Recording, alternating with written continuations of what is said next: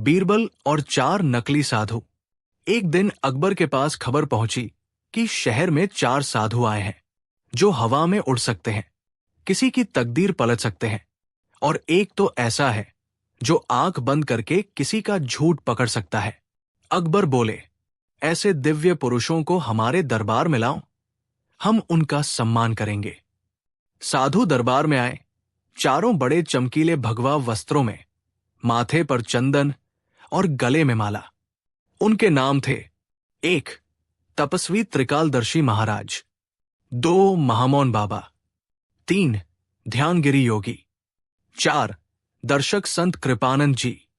चारों ने दावा किया, हम बीते समय भी देख सकते हैं और भविष्य भी। हमारे पास जो भी आएगा उसका भाग्य चमक जाएगा। ऐसे साधुओं को तो हमारी राज्य सलाहकार मंडली में जगह मिलनी चाहिए। बीरबल वही बैठा मुस्कुरा रहा था। बीरबल ने चुपचाप राजकाज से जुड़ा एक कीमती रत्न गायब करवाया और घोषणा कर दी, हमारे खजाने से रत्न गायब हो गया।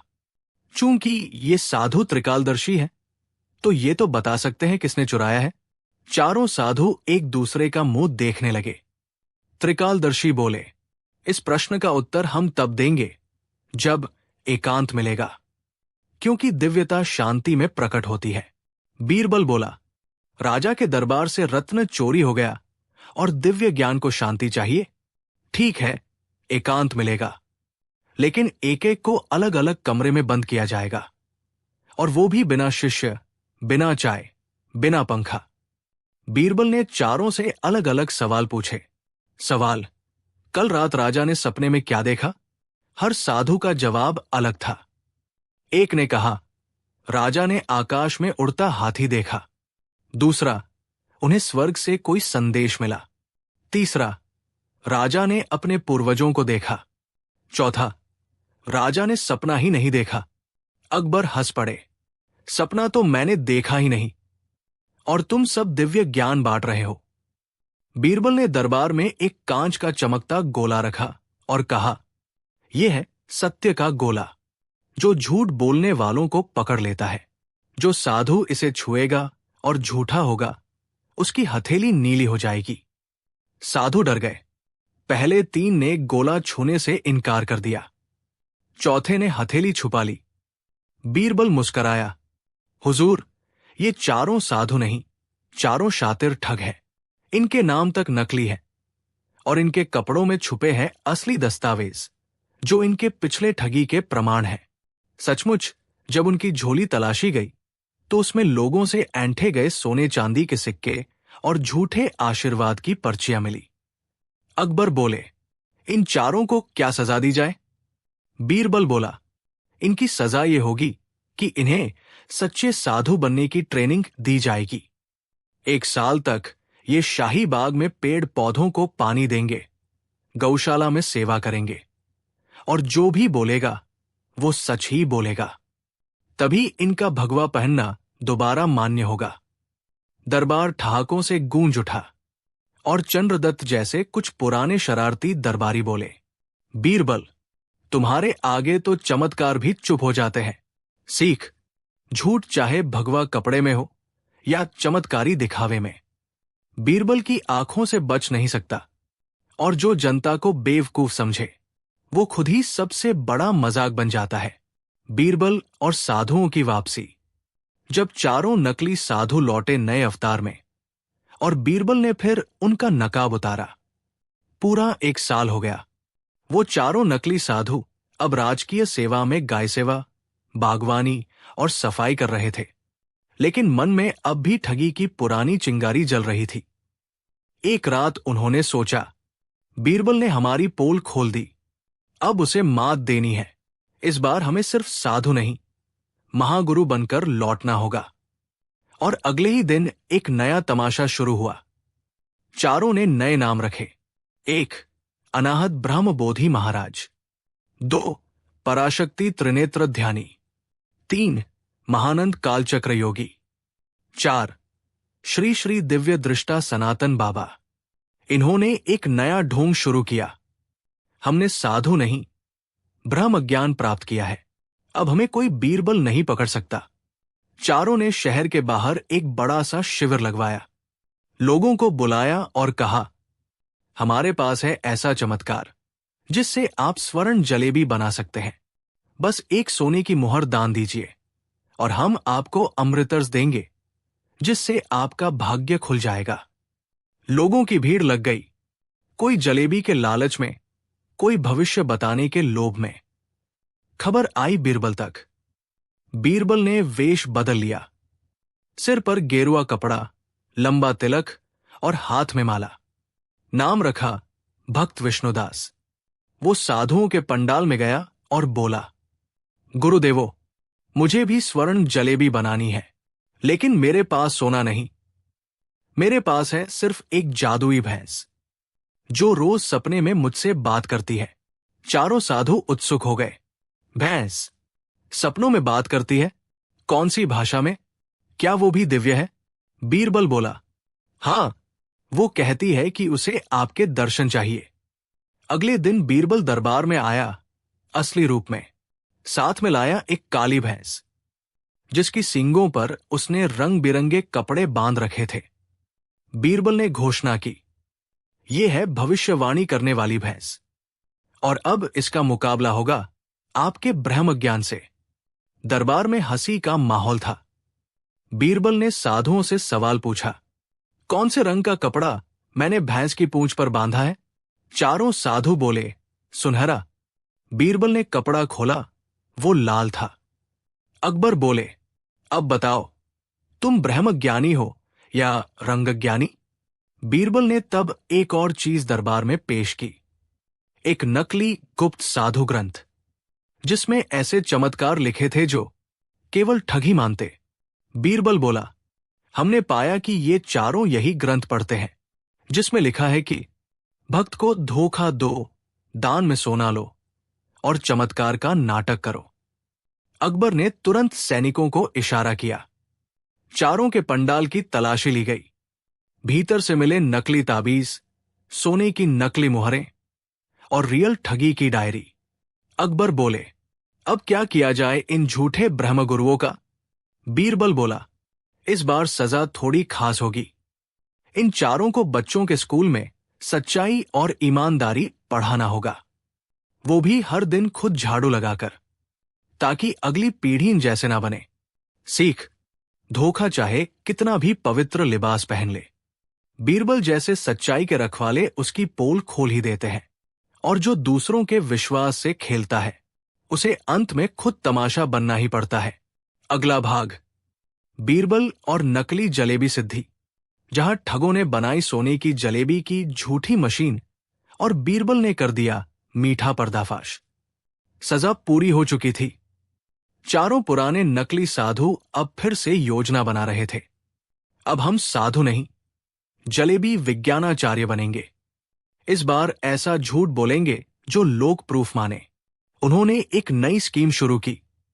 हमारे पास है सिद्धि विज्ञान यंत्र, जो आपकी दी गई चांदी को जलेबी बनाकर वापस देता है, और हर एक सवीन जलेबी सोने की होती है। लोग हैरान। विज्ञान और चमत्कार का कॉकटेल। साधुओं ने एक चमचमाता बॉक्स बनाया, जिसमें एक छेद था चांदी डालने के लिए, और कुछ ही पलों में उसमें से निकलती गरम गोल गोल जलेबियां। साधु बताते, देखो, चांदी से बनी अमृत जलेबी। इसमें से हर सवीन जलेबी में मिलेगा स्वर्ण तंतु। लोग लालच में आ गए। भीड़ उमड़ने लगी। हर कोई बोला, थोड़ा नुकसान चलेगा, एक बार सोने की जलेबी मिल जाए बस। अकबर तक खबर पहुंची। बीरबल मुस्कुराया, अब चमत्कार नहीं, मिठाई से धोखा चल रहा है। बीरबल ने इस बार एक नया अवतार लिया। लाल मिठाई दास, स्वयंभू दरबारी मिठाई मंत्री। वो भीड़ में पहुंचा और बोला, मुझे सरकार की ओर से चमत्कारी जलेबी की गुणवत्ता जांचने का आदेश मिला है। हर मशीन से बनी जलेबी का स्वर्ण प्रमाण पत्र चाहिए। चारों ठग चौंक गए। अब ये कौन सा विभाग आ गया? बीरबल ने मशीन से निकली कुछ जलेबियां ली, उन्हें पानी में डुबाया, फिर तेल में तली हुई दोबारा दिखाई। फिर अचानक उसने मशीन खोल दी अंदर से निकला एक रोटेटिंग मिठाई ड्रम, जिसमें पहले से ही 99 जलेबियां रखी थी, और एक अलग बॉक्स में पीतल की जलेबी रंगी हुई, सोने जैसी। बीरबल बोला, ये कोई सिद्धि नहीं, समीकरण है ठगी और भूख का, लोगों की उम्मीद को बेचने वाला व्यापार। अकबर ने सबको दरबार में बुलवाया। भीड़ में से एक बुजुर्ग सामने आए। हमने सोचा सोने की जलेबी मिलेगी, पर अब तो खाने के लायक पैसे भी नहीं बचे। चारों ठग रोने लगे। हमसे गलती हो गई, माफ कर दीजिए। बीरबल बोला, गलती तब माफ होती है जब वो गलती हो। बार बार किया गया छल एक नौटंकी है। अकबर ने कहा, अब तुम्हारी सजा ये होगी कि तुम्हें असली जलेबी बनानी होगी, हर रोज 100 गरीबों को मुफ्त में खिलाने के लिए, और हर जलेबी पर लिखा होगा, सच सबसे मीठा होता है।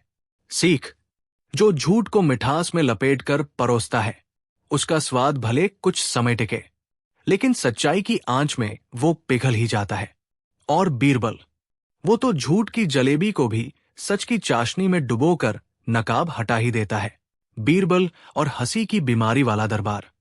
एक दिन बादशाह अकबर सुबह सुबह दरबार में आए तो देखा, सभी दरबारी अजीब तरह से हंस रहे थे। कोई जोर जोर से हंस रहा था, कोई दांत पीसते हुए, कोई कुर्सी से गिरते हुए, लेकिन सब हंस ही रहे थे। अकबर चौंक गए, ये क्या चल रहा है? एक मंत्री बोल पड़ा, हुजूर, लगता है कोई अजीब बीमारी फैल गई है, हंसी की बीमारी। तभी तांबू वाला दरबारी आते ही बोला, हुजूर, मेरी बीवी मुझसे गुस्से में थी, लेकिन जब से दरबार से लौटा हूं, वो भी बिना वजह हंसती जा रही है। भाग दो। दरबारी जांच और उलझन। राजवैद्य ने नाड़ी देखी तो खुद हंसने लगा। बीरबल बोले, हुजूर, ये कोई बीमारी नहीं, ये कोई साजिश लगती है। अकबर बोले, पर सबको एक ही चीज कैसे हंसा सकती है? बीरबल बोले, पता लगाना होगा। किससे शुरू हुई ये हंसी? एक दरबारी कांपते हुए बोला, मुझसे। मैंने एक दिन पहले एक आदमी से हंसी की पुड़िया खरीदी थी। बीरबल उस आदमी को ढूंढ कर लाए। वो था एक रंग बिरंगा साधु जो कहता था, हंसी ही असली औषधि है, जो ले वो हंसे, जो बेचे वो अमीर। पर एक बार शुरू हो गई तो रुकना मुश्किल। बीरबल ने पूछा, इसमें डाला क्या है? साधु बोला, गधे की पूंछ की धूल, उल्लू की झपकी और बीरबल के तर्क की छाया। दरबार में हंसी का तूफान छा गया। बीरबल बोले, हुजूर, ये साधु कोई आम आदमी नहीं, ये तो हंसी फैलाने वाला चोर है। ये लोगों को बेवकूफ बना रहा है और उन्हें हंसा हंसाकर उनकी जिम्मेदारियां छीन रहा है। अकबर ने कहा, तो क्या करें? बीरबल बोले, एक गंभीरता का महादंगल रखा जाए, जिसमें जो सबसे गंभीर रहे वही असली समझदार है। पूरा दरबार जमा हुआ। साधु, बीरबल, अकबर और सारे दरबारी मंच पर। कंडीशन, जो पहले हंसेगा हारेगा। बीरबल ने गधे के सिर पर ताज रख दिया और बोला, ये रहा आज का गंभीरता मंत्री। पूरे दरबार की हंसी छूट गई सिवाय बीरबल के। अब बीरबल साधु से बोले, अब तेरा इलाज सिर्फ एक चीज से होगा, चुप्पी का काढ़ा। साधु बोला, बीरबल, तुमने मेरी हंसी को हराया, पर क्या दुनिया बिना हंसी के रह सकती है? बीरबल बोले, नहीं, हंसी जरूरी है, पर सही वक्त पर, वरना राजा भी जोकर बन जाता है। अकबर ने मुस्कुराते हुए हुक्म दिया, इस साधु को राज्य का आधिकारिक जोकर बनाया जाए, लेकिन उसकी पुड़िया जब्त की जाए। दरबार हंसी से गूंज उठा। बीरबल की 3 चालें। एक बार अकबर को लगने लगा कि दरबार के कुछ नए मंत्री जो हाल ही में नियुक्त किए गए थे, बीरबल से जलने लगे हैं। वो अक्सर बीरबल के खिलाफ बातें करते, उन्हें चालाक कहकर नीचा दिखाने की कोशिश करते। एक दिन उनमें से एक मंत्री ने अकबर से कहा, महाराज, बीरबल को लोग जरूर समझदार मानते हैं, लेकिन असल में वो सिर्फ किस्मत के सहारे चल रहा है। अगर आप इजाजत दें तो हम 3 कठिन परीक्षाएं लें। अगर वो पास नहीं हुआ तो साबित हो जाएगा कि वो इतना भी तेज नहीं है अकबर थोड़ा असमंजस में थे, पर उन्होंने बीरबल को बुलाया और कहा, बीरबल, 3 चालों की परीक्षा है। अगर पार कर ली तो पूरा दरबार मानेगा कि तुम सबसे आगे हो। बीरबल मुस्कराए, महाराज, चाल चाहे कितनी भी बड़ी हो, अगर इरादा साफ हो तो चाल भी रास्ता बन जाती है। पहली चाल के तहत बीरबल को एक कटोरे में पानी दिए बिना मछली तैरती हुई दिखानी थी। सभी मंत्री मुस्करा रहे थे, सोच रहे थे, अब बीरबल फंसा। लेकिन अगले दिन बीरबल दरबार में एक मिट्टी की मछली की पतंग ले आए, जिसे उन्होंने हवा में तैरता हुआ दिखाया और बोले, महाराज, ये रही मछली और ये रही हवा। ये बिना पानी के तैर रही है और पूरे जहान में घूम रही है। दरबार ठहाकों से गूंज उठा। अकबर हंस पड़े। पहली चाल बीरबल ने पार कर ली। अब दूसरी चाल थी, दरबार से कुछ चुराओ, लेकिन बिना हाथ लगाए, और पकड़े भी मत जाओ। इस बार बीरबल ने कुछ नहीं कहा। वो चुपचाप दरबार से चले गए। अगले दिन सुबह जब दरबार लगा तो बीरबल आए और बोले, महाराज, मैंने कल दरबार से आपकी नींद चुरा ली। आप रात भर सोचते रहे कि मैं क्या चुराने वाला हूं। अकबर मुस्कराए, सच में, रात भर मैं यही सोचता रहा, तो तुमने मेरा सुकून चुरा लिया। सारे मंत्री एक दूसरे का मुंह देखने लगे। दूसरी चाल भी हारी। अब तीसरी और सबसे कठिन चाल आई। मंत्री ने पूछा, बीरबल, बताओ, इस पूरे साम्राज्य में सबसे ज्यादा काम कौन करता है और सबसे कम काम कौन करता है?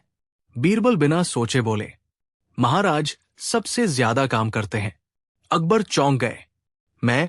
बीरबल मुस्कराए, जी महाराज, आप पूरे साम्राज्य की चिंता करते हैं, सबकी निगरानी रखते हैं, न्याय करते हैं।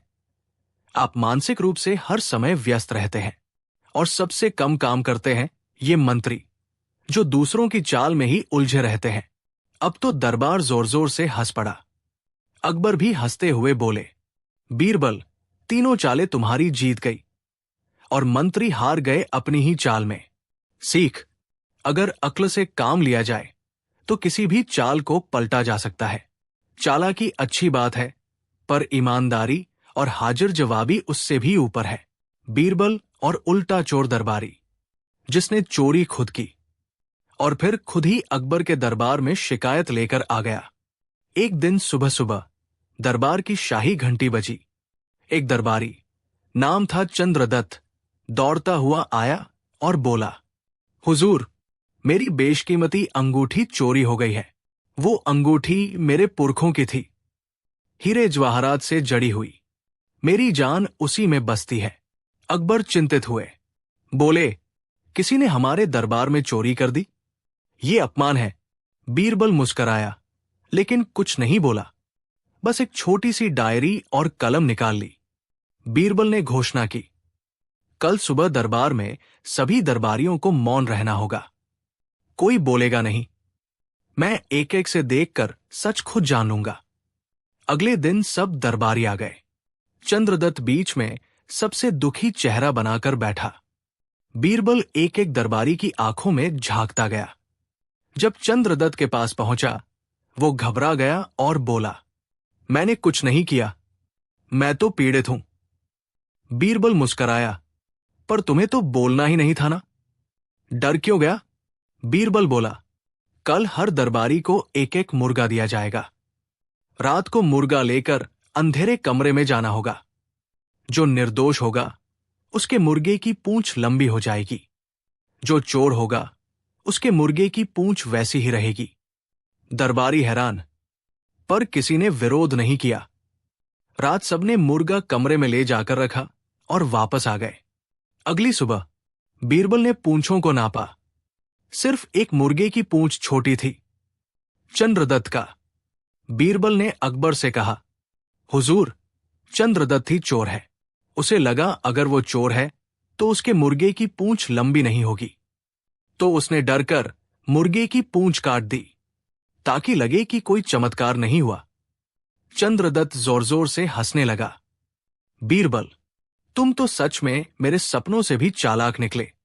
मैंने ही चोरी की थी, लेकिन इस डर से कि शक मुझ पर न आए, मैंने खुद ही शिकायत दर्ज कर दी। अकबर बोले, इतनी बेवकूफी और चालाकी एक साथ पहली बार देखी है। बीरबल ने सजा सुनाई।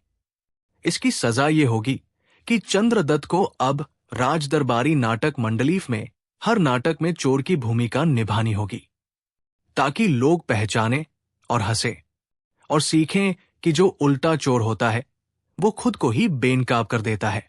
अंत में सीख, झूठ कितना भी उलझा हो, बीरबल की एक चाल में फंस ही जाता है, और जो चोरी करके शिकायत करे वो खुद ही सजा मांग ले। बीरबल और नकली साधु का दिव्य डमरू। एक दिन आगरा के बाहर के गांवों में शोर मचा। एक चमत्कारी साधु आया है जो डमरू बजाकर लोगों की बीमारी दूर करता है। सुनते ही रोग भाग जाते हैं, भाग्य जाग जाता है, लोग खिंचे चले गए। साधु का नाम था डमरूदास सिद्ध। एक दमकता हुआ चोला, सिर पर चमकदार मुकुट, हाथ में लकड़ी का डमरू और मुंह में मीठी बातों का जादू। डमरूदास रोज गांव के बीच में बैठता, डमरू बजाता और कहता, जो बीमार है आंख बंद करो, जब मैं डमरू बजाऊंगा तुम्हारा दुख उड़ जाएगा। लोग आंखें बंद करते और तब कुछ उसके चेले चोरी छुपे जड़ी बूटी की भभूति उनके चेहरे पर लगा देते। जब आंखें खुलती, अरे सिर दर्द नहीं रहा, घुटने की तकलीफ गई, ये तो साक्षात देवता है।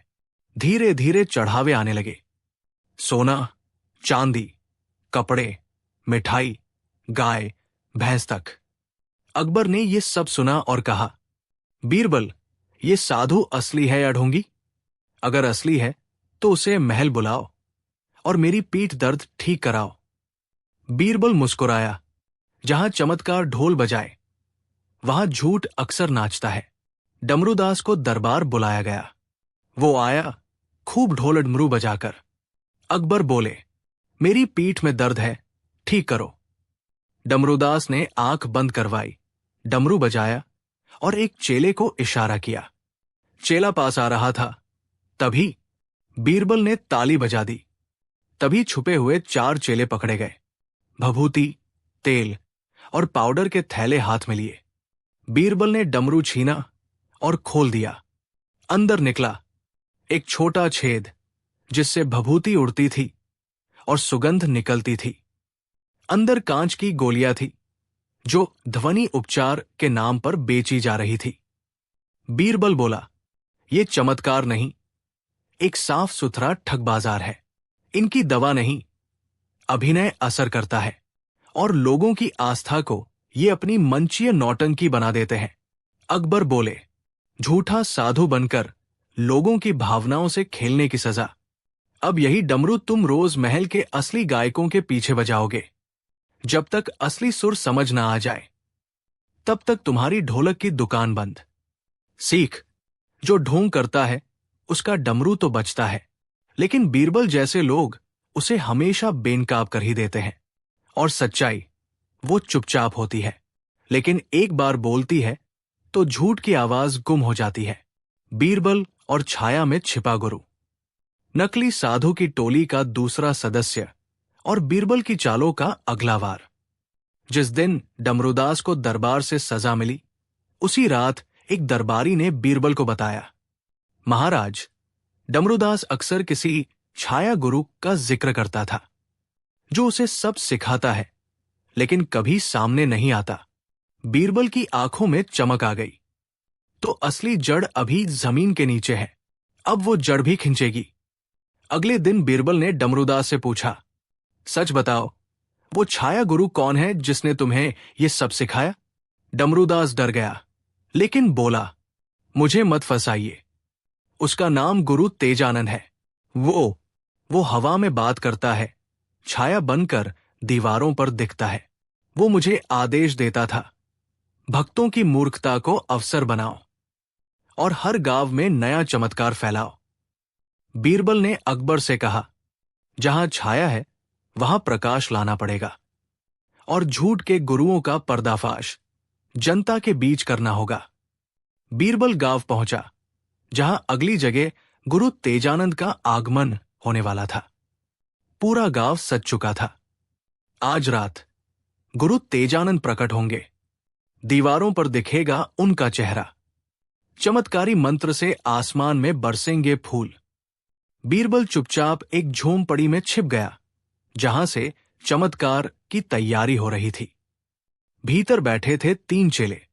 एक के हाथ में दीपक और कटआउट, दूसरे के पास भभूति और कांच के फूल, तीसरा था खुद गुरु तेजानंद, जो आवाज बदलकर बोले जा रहा था।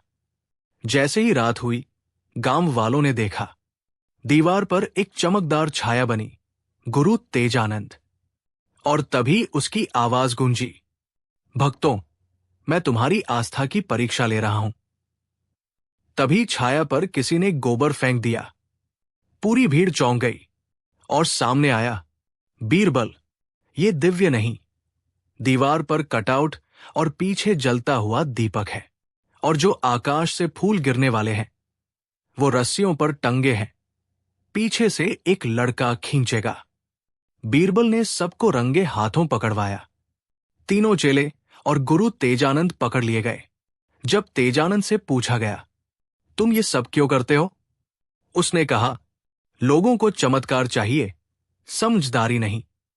और हम वही देते हैं जो बिकता है, चमत्कार, झूठ और नाटक। बीरबल मुस्कुराया, तो अब यही नाटक रोज बच्चों के सामने करना, लेकिन सच्चाई का तमाशा बनाकर, ताकि अगली पीढ़ी मूर्ख न बने। अकबर ने कहा, बीरबल, तुमने न सिर्फ झूठ को रोका, बल्कि हमें यह भी सिखाया कि अंधभक्ति सबसे बड़ा जहर है। बीरबल बोला, साधु वही जो सादगी में जिए, और गुरु वही जो ज्ञान दे, डर नहीं। लेकिन कहानी अभी खत्म नहीं। गुरु तेजानंद ने जाते जाते एक वाक्य छोड़ा, अभी हमारा सबसे चालाक साधु विज्ञान बाबा बाकी है। वो बीरबल से एक कदम आगे चलता है। तीसरा भाग, जहां बीरबल की टक्कर होगी सबसे चालाक, विज्ञान के नाम पर धोखा देने वाले बाबा से। अकबर के दरबार में एक दिन एक पर्ची आई, मुझे रोको अगर हिम्मत है, मैं चमत्कार नहीं करता, विज्ञान करता हूं।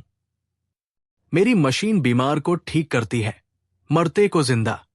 मेरा नाम है विज्ञान बाबा। दरबार में हंसी गूंज उठी, लेकिन बीरबल गंभीर हो गया। महाराज, ये वही टोली का आखिरी सदस्य है, पर इस बार ये डर नहीं, तर्क के नाम पर ठगी कर रहा है। बीरबल ने गांव का रुख किया, जहां विज्ञान बाबा एक बड़ी मशीन लगाकर बैठा था। बाबा का दावा था, ये मशीन हवा से बिजली बनाती है और बिजली से बीमारियों को खींच लेती है। मशीन से निकलता था धुआं, चमकती थी बत्तियां, और बाबा कुछ बटन दबाकर चिल्लाता, लो अब तुम पूरी तरह स्वस्थ। लोग तालियां बजाते, कुछ तो सच में अच्छा महसूस करते। बीरबल ने देखा, मशीन का पीछे हिस्सा कपड़ों से ढका हुआ था, और बाबा का एक चेला लगातार पीछे से कुछ घुमा रहा था। बीरबल ने एक योजना बनाई। उसने एक बीमार आदमी बनकर बाबा के सामने जाने का नाटक किया, जिसकी आंखें कमजोर थी, पेट में दर्द और आवाज लड़खड़ा रही थी। विज्ञान बाबा ने मशीन चालू की, लो अब तुम्हारा दिमाग भी तेज हो जाएगा। बीरबल चिल्लाया, हाय, अब मुझे एक गधा दिखाई दे रहा है। बाबा, आपकी मशीन ने मुझे जानवर बना दिया। भीड़ डर गई, बाबा घबरा गया, और तभी बीरबल ने भेस हटाया और मशीन के पीछे से एक लकड़ी की चरखी निकाली, जो मशीन को नकली रूप से चला रही थी। बीरबल ने बताया, ये मशीन नहीं, धोखे का डिब्बा है। इसमें कोई विद्युत तरंग नहीं, सिर्फ रंगीन बत्तियां, धुएं वाली लकड़ी और ध्वनि यंत्र है। बाबा चिल्लाया, पर कुछ लोगों को सच में फायदा हुआ। बीरबल मुस्कुराया, वो तुम्हारे प्लांट थे, यानी तुम्हारे चेले, जो भीड़ में घुसकर झूठा असर दिखाते हैं। अकबर ने आदेश दिया, विज्ञान का नाम लेकर किसी ने अगर अंधविश्वास फैलाया, तो उसकी सजा भी वैज्ञानिक तरीके से मिलेगी। बाबा को सजा मिली। राज दरबार में हर रविवार नकली चमत्कार बनाम असली विज्ञान का प्रदर्शन करना। बीरबल बोला, अब ये बाबा बच्चों को बताएंगे कि असली विज्ञान कैसे काम करता है और झूठे दिखावे कैसे फैलते हैं। बीरबल ने कहा, जो सत्य से डरते हैं वही चमत्कारों की ओट में छिपते हैं, और जो ज्ञान को अपनाते हैं वही सच्चे साधु होते हैं। बीरबल और 3 जुड़वा चोर। जब चेहरे एक जैसे थे पर इरादे अलग अलग। सर्दियों की एक सुबह दरबार के मुख्य मंत्री ने घबराते हुए ऐलान किया, हुजूर, खजाने के तहखाने से सोने की 21 ईंटें चोरी हो गई हैं। कोई सुराग नहीं मिला। अकबर नाराज हो उठे। बीरबल मुस्कराए, बोले, चोर कोई आम नहीं है।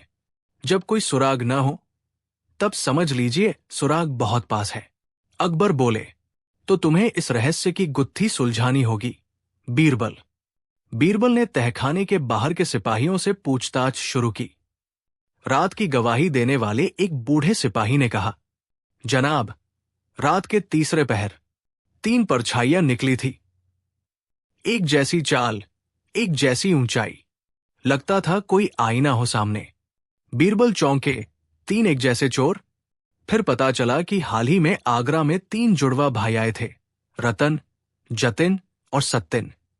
सबका चेहरा एक जैसा, पहनावा एक जैसा, पर दिमाग कुछ और ही खेल था। बीरबल ने तीनों को दरबार में बुलवाया। तीनों बोले, हजूर, हम तो बस व्यापारी हैं, ऊंटों पर रंगीन कंबल बेचते हैं। बीरबल बोले, तुम्हारे ऊंटों में चोरी का सामान ढूंढा गया, कुछ नहीं मिला, पर जो नहीं दिखता वही चोर हो सकता है। अब बीरबल ने खेल शुरू किया, मनोवैज्ञानिक चालों का। बीरबल ने कहा, मैं तुम तीनों से एक एक सवाल करूंगा। जो सबसे पहले जवाब देगा वो निर्दोष होगा। सवाल था, अगर तुम्हारे भाई चोरी करे तो तुम क्या करोगे? रतन बोला, उसे समझाऊंगा। जतिन बोला, मैं चुप रहूंगा। सत्तिन बोला, मैं उसे पकड़वाऊंगा। बीरबल मुस्कराए, एक चोर का दिल चुप नहीं रह सकता। बीरबल ने 3 ऊंट मंगवाए, हर भाई को एक ऊंट दिया और कहा, जाओ, बाजार जाओ, हर ऊंट पर सिर्फ एक ही कंबल रखना और दोपहर तक लौट आना। तीनों चले गए। शाम को तीनों लौटे। 2 ऊंटों पर सिर्फ एक ही कंबल था, पर तीसरे पर 2 कंबल। बीरबल बोले, ये क्या? सत्तिन बोला, ऊंट ठंड से कांप रहा था, मैंने दया की। बीरबल बोले, या फिर चोरी का सामान छुपाने के लिए 2 कंबल रखे थे? अब शक गहराने लगा। रात को बीरबल ने तीनों भाइयों को महल में रुकवाया। उन्होंने हर कमरे में एक गुप्त सिपाही छुपा दिया और बीरबल ने सबके तकियों के नीचे रखवाया सोने की नकली ईंट। सिर्फ असली चोर के नीचे रखी गई थी चालाकी से हल्की नकली ईंट, जो नींद में गिर सकती थी। रात को तीसरे पहर सत्तिन के कमरे से ठक की आवाज आई। सिपाही ने देखा, नकली ईंट नीचे गिरी और सत्तिन नींद में बोला, ओ नहीं, फिर पकड़े जाएंगे। सुबह होते ही बीरबल ने कहा, सत्तिन, जब सपना भी तुम्हें सच बोलने लगे तो समझ लो झूठ हार गया है। सत्तिन चौंक उठा, घबरा गया। कहानी खुली। सत्तिन ही मुख्य चोर था और रतनचतिन को उसने मजबूर किया था उसका साथ देने। बीरबल बोले, चोर एक था, पर चेहरों ने उसे बचाने की कोशिश की। अब कानून चेहरों से नहीं, कर्मों से फैसला करेगा। अकबर बोले, बीरबल, तुमने जुड़वा चेहरों में भी अंतर ढूंढ निकाला। ये तुम्हारा सबसे चतुर खेल था। बीरबल मुस्कराए, हुजूर, जुड़वा चेहरे हो या झूठ की जुड़वा बातें, अगर गौर से देखो तो हर झूठ की चाल अलग होती है। सत्तिन को जेल भेजा गया, रतन और जतिन को छोड़ दिया गया, क्योंकि उन्होंने सच्चाई उगल दी थी। सीख, चेहरे चाहे एक जैसे हों, पर कर्म कभी झूठ नहीं बोलते, और बीरबल जैसा दिमाग हो तो हर नकाब उतर ही जाता है। बीरबल और उड़ता हुआ जूता। जहां दरबार में उड़ा एक जूता और खुला एक राज। एक सुबह जब अकबर बादशाह अपने महल के बाग में टहल रहे थे, अचानक आसमान से एक पुराना गंदा जूता गिरा। सीधा उनके सामने। सारे सिपाही दौड़ पड़े। हुजूर, कोई दुश्मन ने फेंका होगा। पर चौंकाने वाली बात यह थी, ऊपर कोई नहीं था। छत खाली, चारों ओर सन्नाटा। बादशाह बोले, मुझे नहीं डर लगता, पर यह अपमान है। बीरबल को बुलाओ। बीरबल ने जूते को ध्यान से देखा। ये जूता नया नहीं, इस्तेमाल किया गया है, और इस पर पान की लाली, गोबर का थोड़ा धब्बा और हल्की सी इत्र की खुशबू है। अकबर बोले, तो इसका मतलब? बीरबल, इसका मतलब ये जूता किसी दरबारी का है, जो पान खाता है, गांव से आता है और शहर में महक बिखेरता है। बीरबल ने एक योजना बनाई। अगले दिन महल के बाहर एक बोर्ड लगाया गया, जो ये जूता पहनकर दरबार में चल पाएगा, उसे मिलेगा इनाम। सारे दरबारी आ गए। कोई चालाकी से पांव घुसा रहा था, कोई बहाना बना रहा था कि पैर छोटे हैं। तभी एक दरबारी, हरनाम सिंह, धीरे से पीछे जाने लगा। बीरबल चिल्लाए, हरनाम, जरा तुम भी कोशिश करो। हरनाम डरते हुए आया और जैसे ही जूता पहना, जूता परफेक्ट बैठ गया। बीरबल बोले, अब सच बताओ, ये जूता तुम्हारा है या नहीं? हरनाम बोला, हुजूर, गलती से गिर गया होगा, मैं छत पर कपड़े सुखा रहा था। बीरबल बोले, और साथ में जूता भी सूखा रहे थे? अब हरनाम डर के मारे सब उगल बैठा। हुजूर, मैं नाराज था, आपने मेरी तरक्की नहीं की, इसलिए गुस्से में छत से जूता फेंक दिया। पर वो आपको लग जाएगा ये नहीं सोचा था। अकबर ने गुस्से में कहा, इसे सजा दो, ऐसा अपमान माफ नहीं। बीरबल बोले, हुजूर, सजा भी होनी चाहिए, पर ऐसी जो उड़ती हो। सब चौंके। बीरबल ने आदेश दिया, हरनाम को 10 दिन तक हर सुबह महल की छत से गुब्बारों में फूल भरकर उड़ाना होगा, और हर फूल पर लिखना होगा, मैंने कभी गुस्से में जूता नहीं उड़ाया। पूरा शहर हंस पड़ा। 10 दिन तक हरनाम सुबह सुबह उड़ते गुब्बारे छोड़ता रहा। लोग हंसते और सीखते। बीरबल ने अकबर से कहा, झूठ, गुस्सा और जूते जब हवा में उड़ते हैं तो या तो अपमान करते हैं या शिक्षा देते हैं। अकबर मुस्कराए। बीरबल, तुमने फिर जूते की बेइज्जती को भी इज्जत में बदल दिया। सीख। गुस्से में फेंका गया जूता अगर बीरबल के हाथ लग जाए तो वो बन जाता है उड़ता हुआ फूल, जो सबको सिखा जाए भूल। बीरबल और झूठ बोलने वाली, एक अनोखी कहानी जो दरबार, दिमाग और दंगल सबको जोड़ती है। एक दिन अकबर बादशाह का दरबार चल रहा था। इतने में एक बुजुर्ग औरत आई, जिसका नाम था सावित्री बाई। वो सीधी, सादी लग रही थी, पर उसकी बात सुनकर सबकी आंखें फटी की फटी रह गई। वो बोली, हुजूर, मुझे इंसाफ चाहिए। मेरे घर में रहने वाली मेरी बहू झूठ बोलती है, लेकिन इतना खतरनाक झूठ बोलती है कि झूठ भी शर्मिंदा हो जाए। बीरबल मुस्कराए। अम्मा, क्या झूठ बोलने से भी दरबार आता है? सावित्री बाई बोली, हुजूर, ये कोई मामूली झूठ नहीं। इसने पिछले हफ्ते दावा किया कि उसे सपने में कोई आत्मा मिली और उसने बताया कि मैं जहर मिलाकर खाना देती हूं। दरबार में खुसर पुसर शुरू हो गई। अकबर बोले, ओह, ये तो गंभीर आरोप है, मगर हम सपना कैसे जांचें? बीरबल बोले, हुजूर, अगर कोई झूठ बोलता है और बार बार बोलता है तो या तो वो किसी चाल में है या डर में। मुझे एक रात चाहिए। बीरबल ने उस बहू को बुलवाया। नाम था चंपा, बहुत चंचल, चालाक और बातूनी।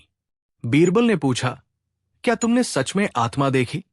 चंपा बोली, हाँ हजूर, सपने में वो आई और बोली कि मेरी सास मेरे खिलाफ साजिश कर रही है। बीरबल ने मुस्कुराकर पूछा, क्या आत्मा ने अपना नाम भी बताया? चंपा बोली, हां, उसका नाम था सत्यवती आत्मा। बीरबल का माथा ठनका। जब झूठ में भी इतनी सच्चाई हो तो या तो दिमाग बहुत तेज है या चाल बहुत गहरी। अगली सुबह बीरबल ने दरबार में सबको बुलाया और कहा, आज हम एक अनोखा झूठ परीक्षण यंत्र लेकर आए हैं, जो बताता है कि कौन झूठ बोलता है। सभी उत्सुक हो गए।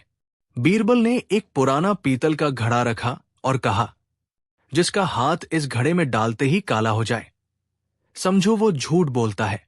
चंपा आई, थोड़ा घबराई और हाथ डाला। कुछ नहीं हुआ। बीरबल मुस्कराए। फिर सावित्री बाई आई। कुछ नहीं हुआ। फिर बीरबल बोले, अब मेरे गुप्तचर बताएंगे कि किसके हाथ पर कोयले का रंग था, लेकिन धो लिया गया था। गुप्तचर ने बताया, चंपा ने हाथ डालने से पहले ही धो लिया था। पूरा दरबार हक्का बक्का रह गया।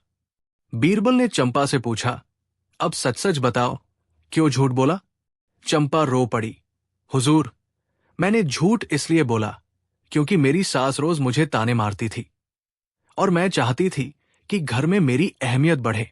मैंने सोचा अगर उन्हें आत्मा का डर दिखाऊं तो वो चुप रहेंगी। अकबर बोले, तो क्या अब हमें आत्माओं से इंसाफ करवाना होगा? बीरबल मुस्कराए, नहीं हुजूर, इंसाफ तब मिलेगा जब इंसान अपने भीतर की आत्मा को सुनना सीखे। बीरबल ने चंपा को सजा नहीं दी, बल्कि सजा को हंसी में बदल दिया। उन्होंने कहा, अब चंपा हर दिन दरबार में एक सच्ची बात सुनाएगी, ताकि झूठ बोलने की उसकी आदत धीरे धीरे मिटे। और अगर उसने एक भी झूठ बोला तो उसे अगले दिन सत्यवती आत्मा बनकर नाचना होगा। पूरे दरबार में ठहाका गूंज गए। अकबर बोले, बीरबल, तुमने फिर से झूठ को मजाक में बदला और सच को सम्मान दिलाया। बीरबल मुस्कराए, हुजूर, झूठ अगर मिठास से बोले जाए तो हंसी आती है, लेकिन जब उस पर पर्दा हटे तो इंसान सच्चा बन जाता है। कहानी समाप्त, लेकिन सीख चालू है। बीरबल और भूलने वाला गधा। एक हास्य, रहस्य और तर्क से भरी अनोखी दास्तान। बादशाह अकबर की सुबह कुछ अजीब सी हुई। जैसे ही उन्होंने खिड़की से झांका, सामने एक आदमी रोता हुआ खड़ा था और उसके साथ था एक गधा जो बेहद उलझा सा लग रहा था, सिर नीचा और कान लटकाए। अकबर ने दरबान से पूछा, ये कौन है और गधे के साथ क्यों रो रहा है? दरबान बोला, हुजूर, ये है रघुनंदन नाम का व्यापारी। कहता है कि उसका गधा याददाश्त भूल गया है। अकबर हंसते हंसते लोटपोट हो गए। गधा और याददाश्त, ये नया क्या मजाक है? रघुनंदन ने विनती की, हुजूर, मेरा ये गधा बहुत खास है। ये सामान की मात्रा, रास्ता, यहां तक कि बकाया पैसे तक याद रखता था, लेकिन कल रात अचानक ये सब भूल गया। अब तो अपने घर का रास्ता भी नहीं पहचानता। अकबर ने आंखों में चमक लाते हुए कहा, इस गधे का इलाज सिर्फ एक ही कर सकता है, बीरबल। बीरबल ने गधे को ध्यान से देखा। उसकी आंखें उलझी थी और वो हर चीज को ऐसे देख रहा था जैसे पहली बार देख रहा हो। बीरबल ने धीरे से गधे से पूछा, तुम्हारा नाम क्या है? गधा ढेंचू कहकर चुप हो गया। बीरबल मुस्कराए, हुजूर, ये गधा या तो अभिनय कर रहा है या फिर किसी बड़ी चाल का शिकार हुआ है। रघुनंदन बोला, इसका दिमाग रातों रात कैसे मिट सकता है? बीरबल बोले, हमें इसकी बीती रात की जांच करनी होगी। इस गधे की याददाश्त किसी ने जानबूझकर मिटाई है। बीरबल ने व्यापारी के पड़ोसियों से बात की। एक ने कहा, मैंने रात को एक अजनबी को गधे के पास देखा था, कुछ सुंघाते हुए। दूसरा बोला, मैंने गधे को अपने आप से बातें करते सुना था। तीसरा बोला, गधा तो मेरी दुकान से मूंगफली चुराकर भागा था। बीरबल ने कहा, या तो ये बहुत होशियार गधा है जो अब अभिनय कर रहा है, या किसी ने इसे भूलने की दवा सुंघा दी है। बीरबल ने एक योजना बनाई। उन्होंने पूरे शहर में घोषणा करवा दी, दरबार में एक गधा वापसी समारोह होगा, जिसमें भूलने वाले गधे की याददाश्त लौटाई जाएगी। दरबार में हजारों लोग इकट्ठा हुए। गधा मंच पर लाया गया। बीरबल ने कहा, अगर किसी ने इस गधे के साथ छेड़छाड़ की है तो जैसे ही हम इसका पसंदीदा फल दिखाएंगे, वो पहचानेगा और उस व्यक्ति की तरफ भागेगा। गधा को आम, गन्ना, सेब सब कुछ दिखाया गया, लेकिन गधा सब देखकर मुंह फेर लेता। तभी बीरबल ने जेब से एक लाल रंग का झुमका निकाला और वो देखते ही गधा नाचने लगा। बीरबल बोले, अब राज खुलेगा।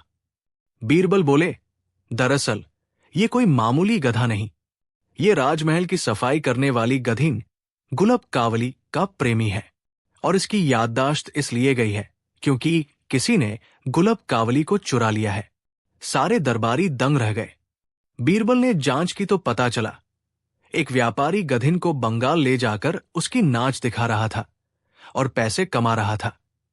गधा प्रेम में दीवाना होकर धीरे धीरे भूलने लगा, खाना, काम, सब।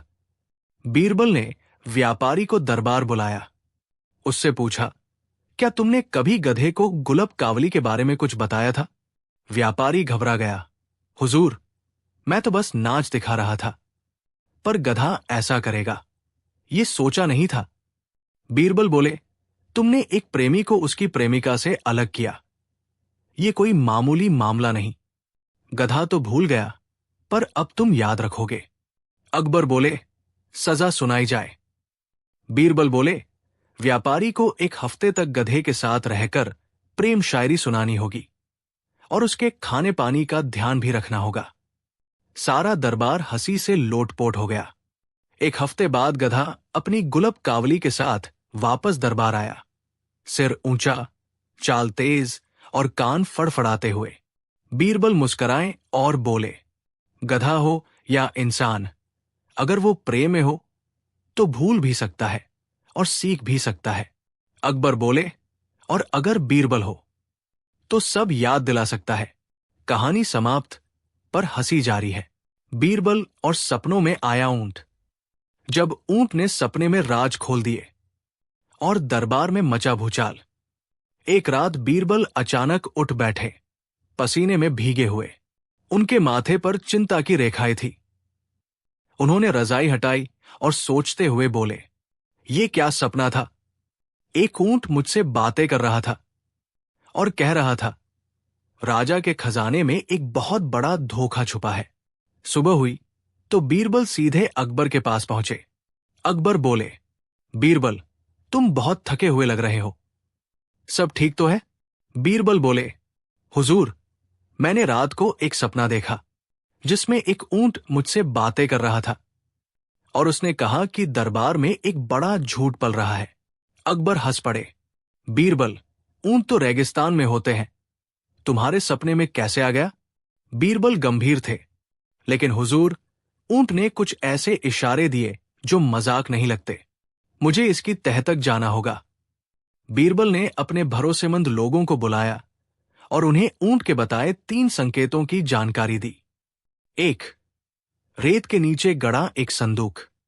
2. एक लाल रंग का कमरा जहां सच्चाई छिपी है। 3. एक आदमी जो ऊंट जैसी चाल चलता है लेकिन उसकी नीयत सीधी नहीं। बीरबल ने पूरे राज्य में इन 3 चीजों को ढूंढना शुरू किया। चांदनी रात में बीरबल अपने सिपाहियों के साथ पुराने खंडहरों में पहुंचे, जहां ऊंट ने कहा था, सूरज जहां डूबता है वही रेत गवाह है। वहां खोदाई शुरू हुई और कुछ ही देर में एक लोहे का संदूक निकला। जब उसे खोला गया तो उसमें सिक्कों से भरे थैले थे जिन पर राजकीय मुहर नहीं थी। बीरबल समझ गए, ये खजाना कोई चुपचाप जमा कर रहा था, यानी कोई दरबारी राजा को धोखा दे रहा है।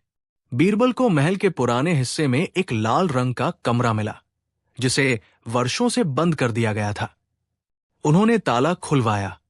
अंदर की दीवारों पर गुप्त चिन्ह और खुफिया दस्तावेज मिले जिनमें राजा के आदेशों की नकलें थी और साथ ही कुछ झूठे फरमान। बीरबल बोले, ये कोई नकली आदेश बनाकर राज्य में भ्रम फैला रहा है। अब केवल तीसरा संकेत बचा था, वो आदमी जो ऊंट की तरह चलता है। बीरबल ने दरबारियों पर नजर रखना शुरू किया। एक दरबारी था खुरमल, जिसकी चाल सच में ऊंट जैसी झूलती हुई थी और हर बार जब बीरबल उसका नाम लेते वो घबरा जाता। एक दिन बीरबल ने दरबार में ऐलान किया, आज मेरे सपने का ऊंट फिर आया, और उसने कहा कि जिस आदमी की चाल ऊंट जैसी है वही चोर है। खुरमल डर के मारे कांपने लगा और चुपचाप बाहर निकलने लगा। बीरबल ने इशारा किया, सैनिकों ने उसे पकड़ लिया। जब उसकी कोठरी की तलाशी ली गई तो वहां से झूठे दस्तावेज, नकली फरमान और राजा की मुहर की नकल मिल गई। अकबर को सब बताया गया। वो बोले, बीरबल, क्या सच में ऊंट ने तुम्हें यह सब बताया? बीरबल मुस्कराए, हुजूर, कभी कभी हमारा अवचेतन हमें ऐसे संकेत देता है जिन्हें सिर्फ दिल और दिमाग ही समझ सकता है। मेरे सपने का ऊंट शायद मेरी सोच का एक हिस्सा था जो सच्चाई की ओर इशारा कर रहा था। अकबर ने कहा, अगर हर सपना तुम्हारे जैसा काम करे तो हमें दरबार की जरूरत ही न पड़े। बीरबल ने खुरमल को दंड दिलवाया, गुप्त खजाना राजकोष में जमा किया और नकली आदेशों को नष्ट कर दिया। और उस रात बीरबल ने तकिए के नीचे एक ऊंट की छोटी मूर्ति रख दी। हर बार उसे देखकर वो मुस्कराते और कहते, धन्यवाद मेरे ऊंट मित्र, जो मेरे ही सपनों में आया लेकिन हकीकत को खोल गया। सीख, कभी कभी सपनों की ऊंट जैसी अजीब बातें भी सच्चाई की सबसे सीधी राह दिखा देती है। बस बीरबल जैसा दिमाग चाहिए। बीरबल की अनोखी सजा। एक बार की बात है, अकबर के दरबार में चोरी की घटनाएं बढ़ गई थी। हर दूसरे दिन किसी न किसी अमीर व्यापारी, मंत्री या दरबारी की कोई न कोई कीमती चीज चोरी हो जाती। लोग डर गए थे और अकबर नाराज। अकबर ने गुस्से में दरबार बुलाया और कहा, अगर 3 दिन में चोर नहीं पकड़ा गया तो दरबार के सब सिपाहियों को सजा मिलेगी। अब सारे सिपाही परेशान, मंत्री परेशान और पूरा दरबार डर के साए में। बीरबल चुपचाप सब देख रहे थे। अकबर ने उनकी ओर देखा और बोला, बीरबल, अब तुम ही बताओ, चोर को कैसे पकड़ा जाए? बीरबल बोले, महाराज, चोर पकड़ा जाएगा, लेकिन उसके लिए मुझे 1 रात का समय चाहिए और आपकी जेल। अकबर ने अजीब सा मुंह बनाया, जेल? क्यों भला? बीरबल, महाराज, इस बार चोर को पकड़ने के लिए दिमाग का जाल बिछाना होगा। ताकत से नहीं, चालाकी से। अकबर ने हामी भर दी। रात को बीरबल ने दरबार के बाहर घोषणा करवाई, जो भी इस चोरी में शामिल नहीं है वो सुबह तक घर में चैन से सोएगा, लेकिन जो चोर है वो पूरी रात सो नहीं पाएगा, क्योंकि उसे सपने में एक लाल हाथ दिखाई देगा जो उसे पकड़ता जाएगा। अब ये बात पूरे शहर में आग की तरह फैल गई और अगली सुबह बीरबल ने दरबार में सब सिपाहियों, नौकरों और कुछ दरबारियों को बुलाया। बीरबल ने एक छोटी सी तरकीब अपनाई। उन्होंने सबके हाथ में एक एक सफेद रुमाल थमा दिया और कहा, जो पूरी रात चैन से सोया है उसका रुमाल सफेद रहेगा, लेकिन जिसने चोरी की है और डर के मारे हाथ धोए होंगे उसका रुमाल गुलाबी हो जाएगा। सबने रुमाल निकाला। सारे रुमाल सफेद थे सिवाय एक के। एक सिपाही का रुमाल थोड़ा गुलाबी था। बीरबल ने मुस्कुराकर कहा, महाराज, यही है चोर। अकबर चौंक गए, तुम्हें कैसे पता चला? बीरबल बोले, असल में मैंने रुमाल में कुछ भी नहीं लगाया था। वो तो बस एक मनोवैज्ञानिक चाल थी। मैंने सिर्फ डर फैलाया कि हाथ धोने से रंग बदल जाएगा। जो चोर था वो डर के मारे बार बार हाथ धोता रहा और उसका रुमाल थोड़ा गीला होकर हल्का गुलाबी हो गया। अकबर जोर से हंस पड़े और बोले, वाह बीरबल, चोर को पकड़ना था, लेकिन तुमने तो सबके दिमाग को पकड़ लिया। सजा में भी मजा। अब आया असली मजेदार मोड़। अकबर ने बीरबल से कहा, इस चोर को क्या सजा दी जाए? बीरबल बोले, महाराज, इसे एक अलग तरह की सजा मिलनी चाहिए जिससे ये सुधरे भी और सबक भी मिले। इसे 30 दिन तक दरबार की झाड़ू लगानी होगी, लेकिन उल्टी पकड़ के। सारे दरबारी हंस पड़े। चोर भी शर्मिंदा हो गया, लेकिन इस अनोखी सजा ने सबका दिल जीत लिया। सीख, कभी कभी चोर को पकड़ने के लिए तलवार नहीं, दिमाग की तरकीब चाहिए, और सजा ऐसी हो जो मजाक में भी असरदार हो।